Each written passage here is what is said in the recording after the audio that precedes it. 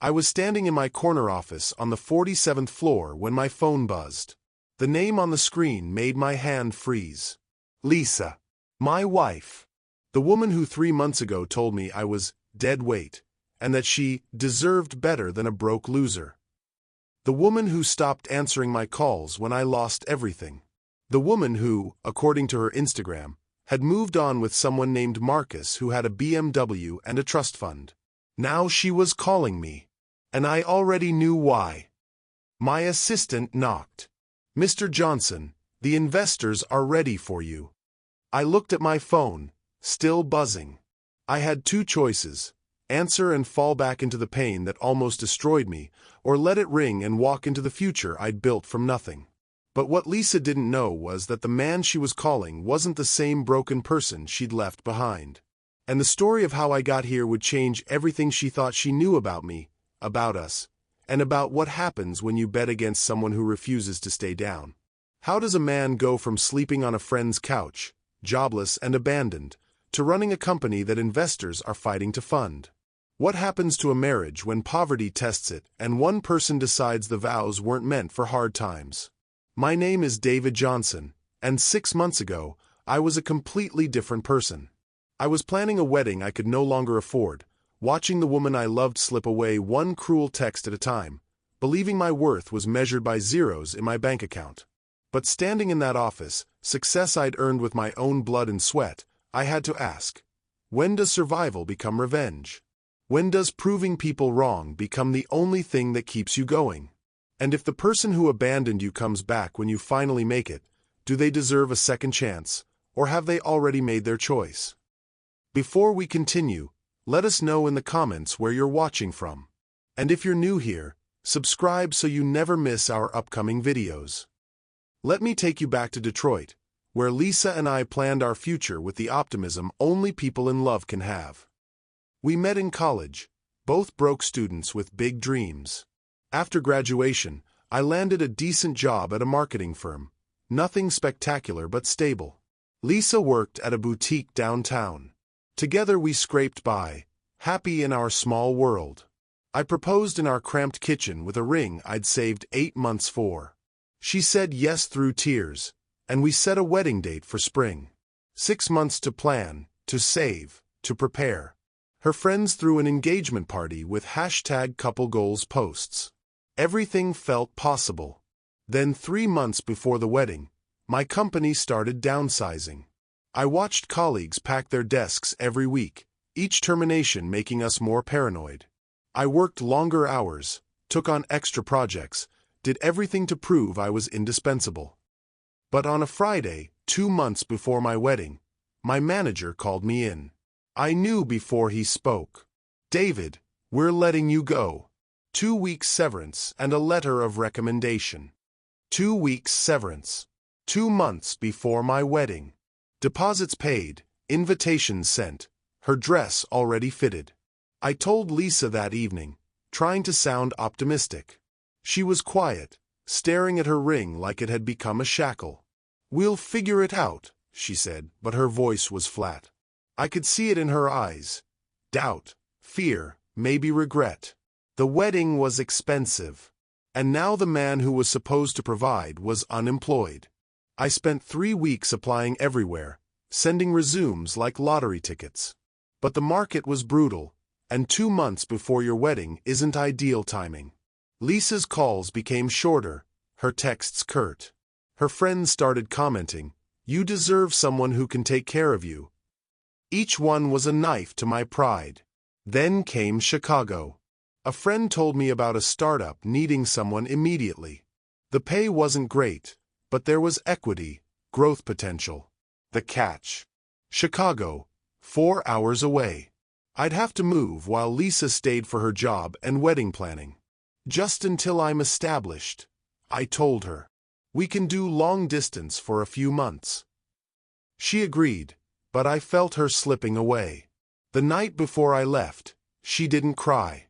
She just looked at me with pity and resentment and said, "I hope this works out for you, David."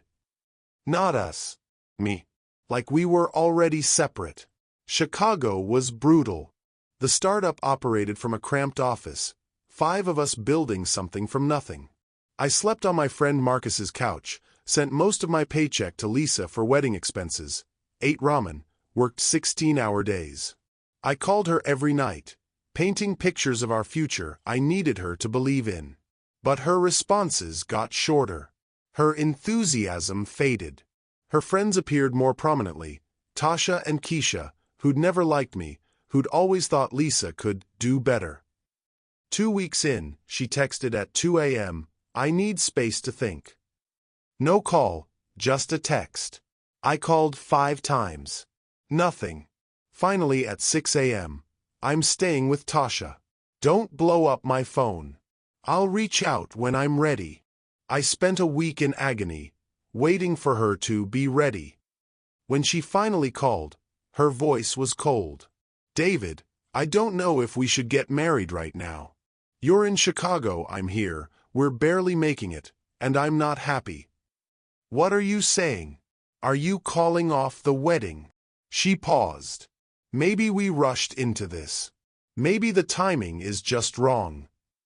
"Lisa, I'm working my ass off for us. This is temporary. What if there's always a rough patch? What if this is just who you are? Someone who can't provide stability?" The cruelty took my breath away. "Who are you right now? The Lisa you know is tired, David. Tired of making excuses. Tired of being the girl whose fiancé can't afford the wedding. Tired of waiting." That's when I heard it. A male voice asking if everything was okay. "Who's that?" My blood ran cold. "Lisa, who the hell is in your apartment?" "That's Marcus. He's been helping me. He's just a friend." But friends don't show up at 11 p.m. on a Wednesday. The next days were a nightmare. She stopped pretending. Marcus, BMW Marcus, Trust Fund Marcus, was suddenly everywhere. Her Instagram showed them at restaurants I couldn't afford, his arm around her shoulders, her smile wider than it had been with me in months. Her friends commented, "Yas girl," and "You look so happy." I called one final time. "Are we done?" She sounded annoyed. "Don't be dramatic. I'm just exploring my options. You're in Chicago doing your thing. I'm doing mine. Maybe if you actually make something of yourself, we can revisit this." "So I just wait while you date other people?" She sighed. "Focus on yourself, David. Get your money right. If we're meant to be, we'll find our way back. But right now, you're dead weight. And I deserve better than that." Dead weight. I sat on Marcus's couch in the dark and realized I'd lost everything. My job, my fiancé, my dignity, my future. All because I'd been laid off at the wrong time. All because I wasn't rich enough, stable enough, successful enough. If you're still following David's journey, comment, "I'm still watching," below. Have you ever been counted out by someone who was supposed to believe in you? Have you had someone measure your worth by your worst moment instead of your potential? Stay with us, because David's story is about to take a turn nobody saw coming. I could have quit, but something shifted in that darkness. The pain transformed into fuel. Not destructive anger, but the kind that turns humiliation into motivation. I stopped calling Lisa. Deleted her number, blocked her on social media, removed every trace like cutting out cancer. If she thought I was dead weight, I'd show her what dead weight could become. I threw myself into work with terrifying intensity. 20-hour days. I learned everything about our industry, studied competitors, identified market gaps nobody else saw. 3 months in, I pitched an idea, a marketing automation tool for small businesses. They loved it. Gave me a team and 3 months to build it. We lived in that office, surviving on coffee and ambition. My prototype launched after 3 brutal months. It was exactly what the market needed. Small business clients wanted to pay for it immediately. What started as my redemption project became the company's main pivot. Suddenly, I wasn't just an employee. I was a key stakeholder driving the entire business. As we raised serious money and my equity started meaning something, everything changed. Women who wouldn't have looked at me twice suddenly found me interesting. At events, at meetings, they'd laugh too hard at my jokes, touch my arm too long, suggest drinks clearly not about business. My colleagues, especially Kevin and Jamal, were living the bachelor life. "You need to let loose," Kevin said after a successful pitch. "You're about to be rich.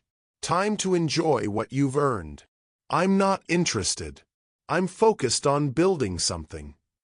Jamal laughed. "Building what?" "Your ex moved on with trust fund, Marcus, while you're being loyal to a woman who called you dead weight. That's not honorable. That's stupid." His words stung because they were true. I'd been working partly to prove Lisa wrong, but also hoping if I became successful enough, she'd see what she'd given up. But she wasn't waiting. She was busy posting with Marcus, flaunting a life I couldn't have given her. "You know your problem," Kevin said. "You're playing by rules that don't exist anymore. She made your relationship transactional. Now you're winning but acting like you're still losing." As our success became public, we closed series of funding. Tech blogs wrote about us. LinkedIn blew up. More women appeared.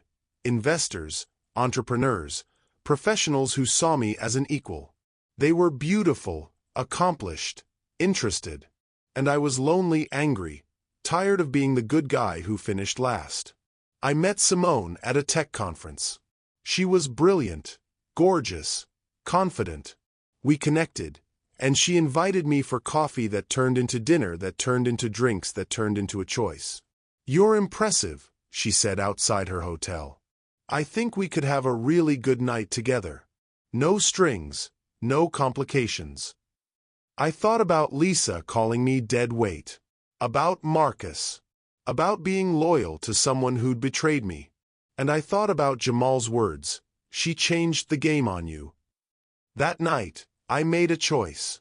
Not because I loved Simone, but because I was tired of being the only person playing by old rules. After that, I stopped resisting the attention. I went to events, accepted invitations, let myself be seen with women who appreciated my success instead of resenting my struggle. And somehow, I knew it would get back to Lisa. Part of me wanted it to. 6 months after Lisa called me dead weight, a major tech company approached us about acquisition. The numbers were life-changing. Millionaire before 30 money. We weren't ready to sell, but it validated everything and positioned us for better terms later. The business press picked up the story. My LinkedIn blew up with congratulations from people who'd ignored me when I struggled. Former colleagues who'd laid me off sent requests. "Always knew you'd do great things." That's when my phone rang with her name. Lisa. After 6 months of silence, she'd found a way to reach me. "David." Her voice was smaller, uncertain. "Yeah." There was a pause. "I heard about your company. The acquisition offer. I'm so proud of you. I always knew you could do it." The audacity nearly made me laugh. "Did you?" "Because 6 months ago, you told me I was dead weight. You paraded your new relationship all over social media while we were still engaged. So forgive me if I find your pride hard to believe." "David, I was scared. I was wrong. I let my friends get in my head. But I never stopped loving you. I made a mistake, the biggest mistake of my life, and I've been miserable since." "What about Marcus?" "We broke up 2 months ago. He wasn't you, David. He had money, but not your heart, your drive, my potential. The potential you couldn't see when it mattered. I know I hurt you. I know I don't deserve forgiveness. But we were going to get married. We had plans. I'm begging for a chance to make this right." "Why now, Lisa? Why are you calling now?" "Because I realized what I lost. I see who you've become, and I can't live with the idea that I threw that away over temporary problems. I love you, David. I never stopped. But I had stopped. Somewhere between sleepless nights and the moment I decided I was worth more than conditional love, I stopped loving the woman who measured my value by my bank account." "Lisa, did you follow me on social media?" Did you see the posts from the past few months? She hesitated. Yes. I saw you at events, with other women. And I know I have no right to be hurt, but it killed me, David. You mean seeing me successful without you? If I was still on that couch, still broke, would you be calling? Or would you still be with Marcus? Her silence was the answer. You made your choice when things got hard. You chose to walk away, to publicly humiliate me. Now that I'm winning, you want back in. But that's not love, Lisa. That's opportunism. And I'm worth more than that. So that's it? We're just done. It was over the moment you called me dead weight. Everything after that was just me learning to live with it. Success didn't change who I am. It just revealed who you were all along. She was crying. I made a mistake. Don't you believe in second chances? I believe in second chances for people who made a mistake in judgment, not in character. You didn't just leave when things got hard.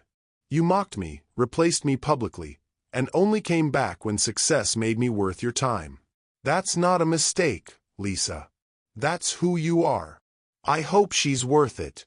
Whoever she is. There's no she. There's just me, building something that can't be taken away when circumstances change. You wanted me to find someone better, Lisa. So I did. I found myself. The acquisition didn't happen immediately, but within 3 months we closed Series B at a $50 million valuation. My equity made me a multi-millionaire on paper. The couch-surfing broke kid from Detroit was gone. But success came with complexity. My colleagues had fully embraced the lifestyle, the parties, the women, the excess. They pushed me to join them. And for a while I did. But every time I felt empty. I wasn't doing it for me. I was doing it to prove something to a ghost. Jennifer, my colleague, sat me down after a wild celebration. Can I be real with you? You're not happy. You're successful and rich. Women are throwing themselves at you, and you look more miserable than when you were on Marcus's couch. I'm fine. She shook her head. No. You're running from pain instead of processing it. You're trying to prove something to someone who's not worth it. You're becoming someone you don't recognize. So what am I supposed to do? Realize that her betrayal says everything about her and nothing about you. Stop letting her actions define your choices. Forgive her, not for her sake, but for yours, so you can actually move forward. I didn't want to hear it, but she was right.